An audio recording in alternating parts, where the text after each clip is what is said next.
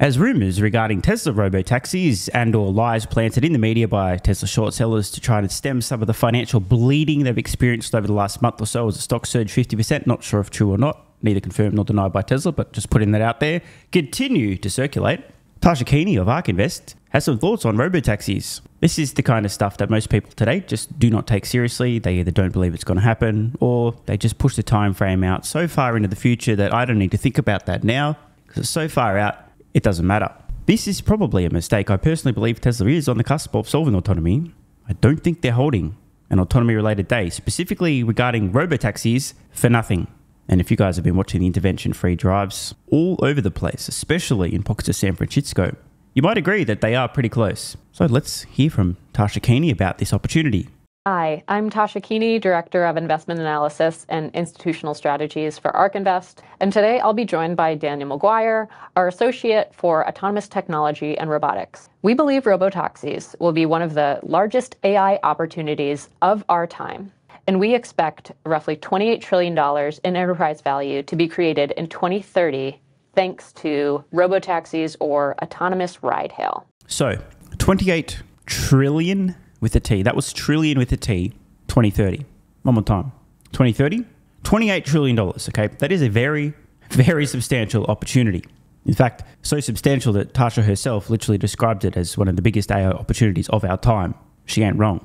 Call me crazy, but I personally think when people hear these kind of numbers, the default reaction is to just be dismissive. There's no way. That sounds insane. That's ridiculous. Ignore, ignore, ignore. I don't think that's a good idea. In fact, when you hear something sounding so ridiculous, absolutely insane, instead of reflexively dismissing it, I think instead you should go, well, shit, let me make fucking sure that this is ridiculous, because if it's not, I do not want to be that guy or girl who's missed out on, quote, the opportunity of our time. So to kick it off, why do we care about autonomous ride-hail? Well, the cost of personal mobility really hasn't changed in the past 100 years since the Model T, and that's changing now. We expect that at scale, a robotaxi could cost a consumer just 25 cents per mile. That's less than half the cost of a personal car and less than a tenth of the cost of a taxi today. So I just want to take a moment to really underscore this point. I'm sure Tasha's going to elaborate, maybe not, but it is so vitally important to understand the implications here, to think through this logically. Now, you may or may not agree with their estimates for cost in terms of mobility. Forget that. Play along at home. If they're right, and transport as a service, autonomous robotaxis are roughly half the cost of personally owning a vehicle. One more time, half the cost, and about 10% the cost of using services like Uber or a taxi. What are consumers likely to do? What are the implications for total miles traveled? Imagine you're a young family, got a couple of kids early in school, you struggle to pay the mortgage, things are tight, you're getting by, but it ain't easy. Imagine if you have an option of saving literally thousands of dollars per year by ditching your own personally owned vehicle and all the BS that comes with it, including the fact that you physically need to house this in a garage or driveway or somewhere, or carport, car parking space, something, plus all the maintenance, insurance, registration, all that bullshit's gone. Instead, anytime you want to go somewhere, press a few buttons on your phone on an app. 2 minutes later, there's an autonomous vehicle that will drive you more safe than any human driver could to your destination and back. Do you think it's reasonable that at least some portion of people who previously owned a vehicle because they had no other choice, because it was more affordable than using an Uber or a Lyft or a taxi every time they need to go somewhere, if it's half the cost and more convenient, especially for people living in big cities where space is at a premium, do you think at least some percent of people will ditch personally owning a vehicle? Just like some percent of people have ditched personally owning music on CDs and DVDs and Blu-ray discs when they can stream services? That opportunity in and of itself is worth considering. The obvious answer here is yes. Budget-conscious households especially will be looking at this going, wait, I can save thousands of dollars a year? Where else in a household budget, with the snap of your fingers, can you do that if things are tight? Now, as for being roughly 1/10 the price of an Uber or a taxi, what are the implications here?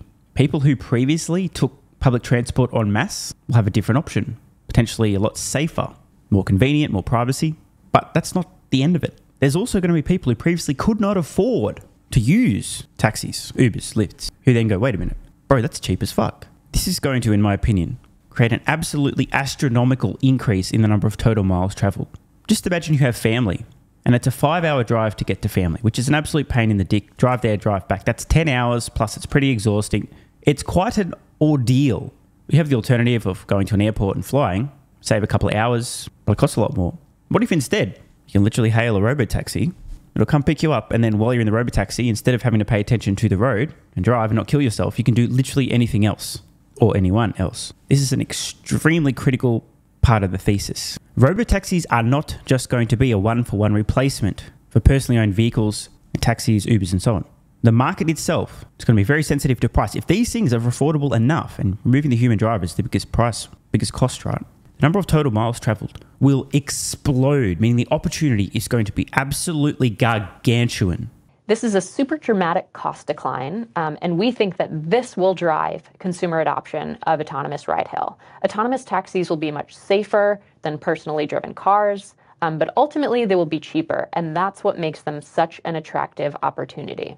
You can think of the 25 cents as the lowest price point that a robotaxi operator or a service provider could charge a consumer and still make a profit. Although we do believe that higher price points could exist, and I'll get to that in a bit. And we often get this question, are robotaxis here? When are robotaxis coming? And the fact of the matter is, they're already operating today.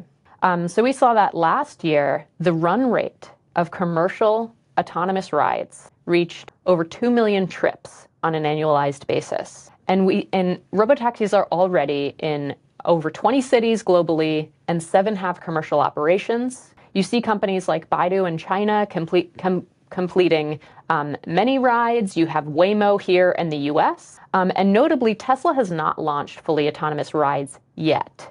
But it's really a question of who will get to scale first. And that's where Tesla comes in. So if you look at the graph on the right, you can see that Tesla customers today are driving more than 2 million miles a day in FSD or full self-driving mode alone. So they're actually driving more miles than that, just not with FSD enabled. So all of that data can be used by Tesla to pull from, to look at corner cases, to train its full autonomy efforts. And that data is incredibly valuable when you're teaching a car how to drive itself. So data is really king or queen here. And not only are robotaxis already here, they're also proving to be safer than humans. So this is adjusted for non-highway driving or surface or city streets, which is actually more accident prone on a per mile basis on average. But we already see that Tesla's data suggests that using FSD is roughly 5 times safer than not using it or than driving your Tesla yourself. It's also safer than the national average. And we see that Waymo is also operating at a rate that is safer than the national average for accidents. Notably, Cruise's accident rate is actually below the national average, and we saw them getting in an accident. Yeah, congratulations, Cruise. Great job. If you don't know, Government Motors owns Cruise. Government Motors, of course, being the company who led in Matter and electrified the whole industry, according to the big guys, script writers. An accident roughly once every 43 miles. As poor as Cruise is, just to be clear, Tasha meant 43,000 miles, as the national average is 193,000 miles before an accident. They were sidelined by regulators, and why they're basically no longer operational today in the US, because they were taking on that additional risk. But overall, again, the point here is that we're already seeing autonomous cars that are safer than human drivers. And not only will autonomous cars save lives lost to auto accidents, but also due to emissions. So today, emissions contribute to roughly 10,000 deaths a year in the US. And thanks to autonomous technology, autonomous cars will actually accelerate the transition to electric miles versus gas, because we believe that the cost decline, that 25 cents per mile, is enabled by a much higher utilization rate than today's personally driven cars. Autonomous cars could get above a 50% utilization rate, so slightly above taxis today, in other words. So this will push a disproportionate number of miles electric. So ultimately, we believe that autonomous electric cars could save roughly 10,000 lives per year lost to emissions. And again, autonomous technology will make this happen faster than it otherwise would have as the fleet. By the way, this is true and extremely obviously something that Tesla was moving full steam ahead toward, per the mission statement, accelerate the world's transition to sustainable energy.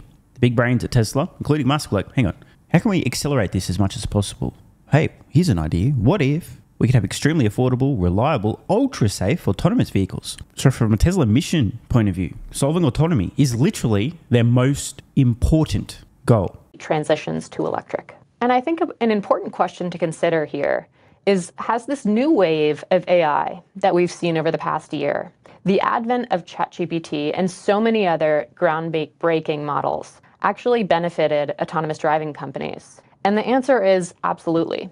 So large language model breakthroughs have enabled text-based training, validation, and self-explanations from AI models. And if you think of an autonomous driving model that can explain itself, of course, this could be really attractive to regulators and could help for approvals. Multimodal models combining text and images allow for better autonomous driving training, and generative AI is useful for simulation for autonomous vehicles as well.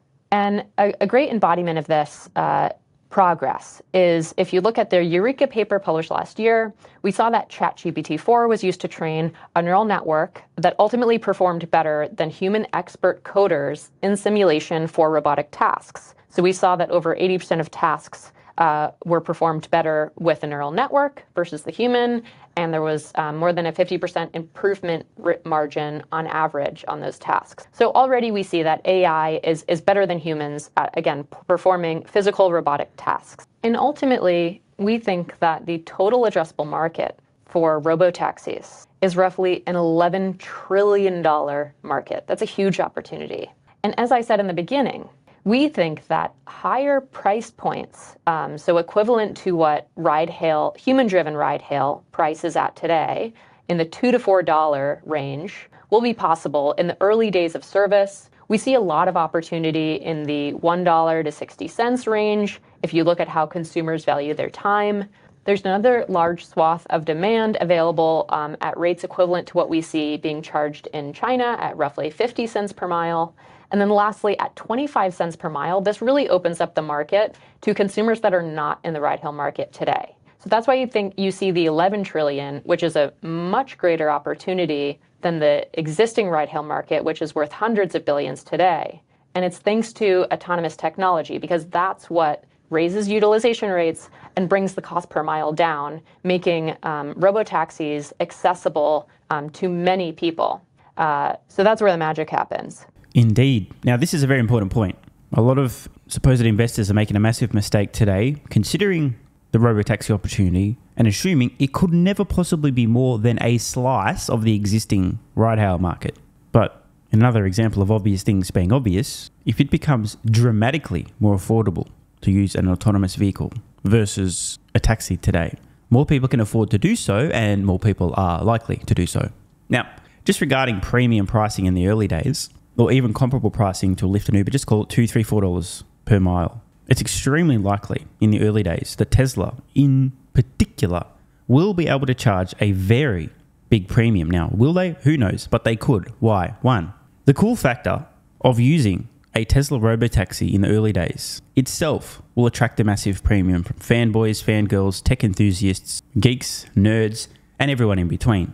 But after that novelty has worn off, there's still going to be a transitional period where Tesla robotaxis are in the same marketplace as actual taxis, Ubers, and Lyfts, which need to pay a human driver, meaning they will not, I repeat, will not be able to compete on price. If Tesla keeps pushing the price lower, based on their own costs and a reasonable but not excessive profit margin, they'll be able to offer their services, their robotaxis, at a fraction the cost of an actual taxi or an Uber, because there's no human involved, the most expensive piece of the puzzle. So Tesla's going to have two choices: undercut by a huge margin, I'm talking like half the price, a third of the price, or even less, Uber, Lyft, and taxis, or charge comparable prices until they've reached massive scale and then print stupidly high profit margin. And I mean stupidly high profits. Ultimately, per ARC's research, they believe that companies could be charging 25 cents a mile profitably for autonomous ride-hail.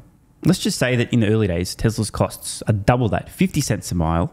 But these robotaxis are still operating in a marketplace where Uber, Lyft, and so on, a taxi, you're looking $2, $3, $4 a mile. If they're charging $2 a mile and their costs are 50 cents, we're talking 75% profit margins. And that's astronomical. It's going to completely transform Tesla's business. And we believe that early adopters, or companies that are early to scale robotaxi platforms should benefit the most because these are the companies that will be able to capitalize on higher initial price points for autonomous ride hail. They should have more attractive earnings profiles. As you can see in the graph here, we think that in the first roughly half of urban miles traveled that are addressed by autonomous driving, this is where the lion's share of the earnings economics will be. Well, she took the words right out of my mouth. Just to orient you guys on screen now, ARC's estimates the first 50% in terms of penetration of urban miles for robotaxis likely to capture 80% of the profits, meaning being first to scale widely to capture the first 50% will produce outsized rewards. Put differently, would you rather be a company trying to compete for the final 20% of profits being late to the party with a huge fleet of autonomous vehicles? Would you really want to be competing aggressively for the final 20% of profits? Or do you want to capture the first 80% of profits? Because it's the same amount of miles, it's just a massive difference. 80% of profits for the first half or 20% of profits for the second half? I know what I'd prefer. We think the proliferation of robotaxis will push what is already an all-time high auto loan delinquency rate into unknown territories over the next 10 years. And importantly, when you think about the composition of these auto loans, most are for gas-powered vehicles. On the other hand, in 2023, you had EV players like Tesla aggressively cutting prices. And we believe this trend could continue for the EV industry as a whole, thanks to Wright's Law and falling manufacturing costs. So we already know EVs are coming down. And when coupled with autonomous capability, they'll become revenue-generating assets, making them significantly more valuable than gas-powered vehicles. Tying this all together, we believe the accelerated adoption of autonomous EVs could decrease the value of gas-powered vehicles, posing a threat to the roughly $1.6 trillion of auto loans. Currently, So, I'm just going to say it. I mean, I've been saying this for like nearly 5 years now. You can fact check me, but can anyone say ticking time bomb? sitting on financial institutions' balance sheets. We believe that by 2030, the companies that operate robotaxi services or the autonomous platform providers could enjoy a $28 trillion enterprise value opportunity. And to put that in perspective, that's roughly 9 times the value of the automaker industry today. I'll put that differently in another way. That's roughly 10 times the value of the world's most valuable companies today. Take your pick. Microsoft, Nvidia, Apple, roughly a $3 trillion market cap, give or take on a good day. Another way to think about it, if a single company took just 10% of this autonomous opportunity, that portion of their business alone, forget everything else, would already be a $3 trillion slice. If they took 20%, we're talking 6. You guys can do the math, right? It's huge. Importantly, the robotaxi companies of the future may not be the automakers of today or the ride-hail companies of today. Now, look, not hating on Tasha here. They have to be compliant and not speak in hyperbole, but bro, they won't be the automakers of today or the ride-hail companies of today. They're all fucked. Were the successful automobile manufacturers these same companies that were previously producing buggies being pulled around by horses? No. The history of disruption is of incumbents being put out of business by new entrants to a market with a better technology that provides significantly more value. Every fucking time. If you're in the business of making dinosaurs, then an asteroid comes, you end up going extinct. In fact, we see the market consolidating. And basically every company today that is involved in the auto supply chain should partner with or be one of the companies that is a leader in autonomous technology. So Tesla's Robotaxi event, just around the corner, is the event where the company details their plans to capture a large slice of this near $30 trillion opportunity. Now, I can already tell you how this story ends. Tesla already has an unassailable lead here. They will capture a huge slice of the first 50% of miles, meaning they've got to accrue the majority of the profits. Companies like Cruise and Waymo will not be able to widely scale rapidly. They may, if they're lucky, continue to operate niche services in a few tiny pockets of a few cities, geofence, pre-map in HD, as a novelty.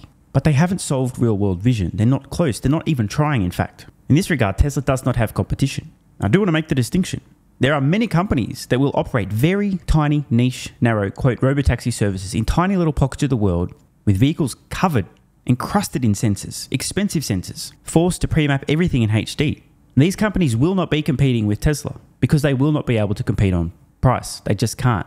This is what I say when no one's catching Tesla. They have no competition. Their data lead is unassailable. Of course, I could be wrong, but when I'm not, I'll be happy to tell you guys what I was saying back in 2024, 23, 22, 21, 2020, and 2019. It seems clear to me. I strongly believe that Tesla is poised to capture a huge, ridiculous slice of this $28 trillion opportunity. And their forthcoming Robotaxi event is going to be the most important event in the company's history. And it's not even close. Don't sleep on autonomy. Want more content? Early access? Bunch of perks? Click the links in the pinned comment. AG1 is awesome. I've been taking it daily now for more than 3 years. It's a great way to fill in nutritional gaps. It's packed full of vitamins, minerals, and whole food source nutrients, plus has prebiotics, probiotics, and adaptogens to improve gut health, regularity, and help your body handle stress. I'm always looking for an edge to help me feel and perform my best, which is why I haven't missed a day of AG1 for more than 3 years. And I haven't missed a daily video in more than 3 years. Must be a coincidence, right? Just try it and see how you feel. Click the link in the pinned comment or head to drinkag1.com/SMR and get yourself a free 1-year supply of vitamin D3 plus K2 and 5 travel packs. But don't take my word for it. This is what viewers of the channel had to say after trying AG1. I feel like I have a lot more energy since I started on AG1. By the way, viewer, that makes 2 of us. On to the next. Just got my AG1 in the mail. Legit feeling the effects after day 3. This viewer's been taking AG1 for 8 months and says, what an investment. Another. 3 months ago, I started AG1 and have been enjoying the evenness of alertness and energy that lasts the day. I just started the wife on it too. Are you convinced yet? I mean, hey, it's worth trying, right? Click the link in the pinned comment or head to drinkag1.com/SMR or I can keep going, plenty more to come. This viewer, after about a month on AG1, definitely a lack of fatigue in the afternoon. Pleasant side effect is that my coffee intake has imploded and is almost down to 0. One more? Yeah, why not? I honestly feel younger and will be continuing to use AG1. This stuff really is crazy good. I didn't think it would be, but this stuff is awesome. It really is what everyone is saying. One more? Don't mind if I do. I've just received my 3rd month supply. I've drank it every day. I have so much energy throughout most of the day. I'm productive, started a new business, started socializing, refurbished a boat. It's no coincidence. Thank you for your persistence, your integrity, and your insights. Now look, these are not my words. These are not my testimonials. This is what you guys and girls are saying. Maybe it's 100% placebo effect. But even if that's the case, I think it's money well spent. Click the link in the pinned comment or head to drinkag1.com/SMR and get yourself a free 1-year supply of vitamin D3 plus K2 and 5 travel packs. If you're still skeptical, hey, I don't blame you. Everyone on the planet seems to be promoting AG1 now, but guess what? They weren't nearly 3 years ago when I had this to say privately to my Patreon audience before there was a relationship, when I was asked about what I was doing for my health, energy, and so on. Just sharing my genuine, honest thoughts about a product I'd recently discovered that was at the time called Athletic Greens, now AG1. If I could only recommend one supplement to take, Athletic Greens, and I'm not getting paid to say this, Athletic Greens is a fucking game changer. I cannot believe how effective this is. No longer having a lack of energy in the afternoons. It's fucking amazing. There's only one thing to recommend seriously. Try Athletic Greens. You won't go back. So obviously, just like Elon Musk is a liar, a fraud, a con man, a scammer, a fake engineer, and Tesla's going bankrupt, you shouldn't trust that guy from about 3 years ago who, without any financial incentive, was promoting this product to his audience on Patreon when they were asking about health and what he's doing for supplements. Because obviously, there was some other reason he recommended that, obviously. Not sure what it was, but don't trust that guy. And all the testimonials, like my mental game has improved with AG1. I feel better than ever. I'm so impressed I've bought it for both my parents. I feel more focused and have better digestion. Incredible difference. No more afternoon fatigue. It's relieved gut issues. These are all just obviously fake testimonials from fake people. Right? Wrong. Just try it. Unless you hate yourself. If you hate yourself and you don't even want to risk possibly feeling better, this is not for you. But for everyone else, what's the worst that could happen? Try it for a month. See how you feel. It's a no-brainer. Just click the link in the pinned comment or head to drinkag1.com/SMR. You'll get a free 1-year supply of vitamin D3 and K2 plus 5 travel packs. And you'll take the colossal risk that maybe you might have a similar experience to some of the people whose testimonials we've read in this video.